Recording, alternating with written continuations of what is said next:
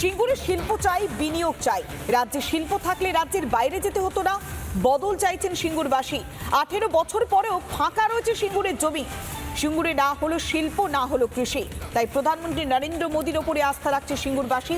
আর মাত্র কয়েকটা ঘন্টার অপেক্ষা, তারপরেই সিঙ্গুরে সভা করবেন প্রধানমন্ত্রী নরেন্দ্র মোদী। সেদিকেই তাকিয়ে রয়েছেন প্রত্যেকে। দেখাবো আমাদের প্রতিনিধি ঐন্দ্রিলার প্রতিবেদন। বহু মানুষ তো কৃষক পরিবারের।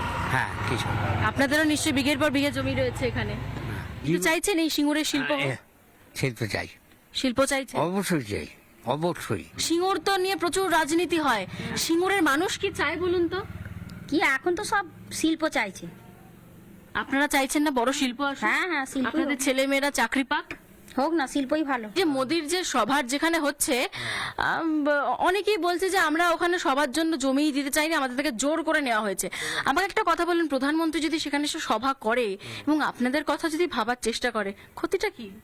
ভালোই তো, জোর করে সভা করেনি, কেউ কিছু আপত্তি করেই নি যে সভা করতে হবে। আপনারা চাইছেন তো হোক? হ্যাঁ, আমরা চাইছি যে শিল্প চাইছে। হ্যাঁ, শিল্প করুক, মোদিজি আসুক, আমরা বদলাতেও চাইছি।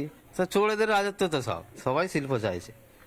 যা অনেক ছিল তারাও এখন বলছে হোক, হলে ভালোই হবে। মোদি আসছে, খুশি? এত খুশি ধারণা করা যায় না। শিল্প চাইছে সিঙ্গুরের মানুষ? সবাই চাইছে। আপনারা কি সত্যি সিঙ্গুরের মানুষ হিসেবে চাইছেন? আমার চাই তো, বদল চাইছেন? হ্যাঁ, আমার কারখানায় জায়গা মেয়ে বা ছেলেরা চাকরিটা পাবে আমার নিজের। তা আপনারা বলছেন যে আমরা শিল্প চাই। শিল্প আমরা চাই। চাইছি মোদি আসে, কাজ আমাদের দেখাক, কনফার্ম কাজ দেখাক। যে এখানে যেন এসে কারখানাটা হোক। আমাদের জমি আছে, অনেক ওখানে জমি আছে, জমি দিয়ে দিয়েছি নিজে ইচ্ছুক, যাদের ইচ্ছুক নেই তাদের জন্য টাকা পাচ্ছে 2000 টাকা 16 কিলো চাল। আমি চাইবো সেইগুলোকে বন্ধ করে আগে এই কাজটা হোক।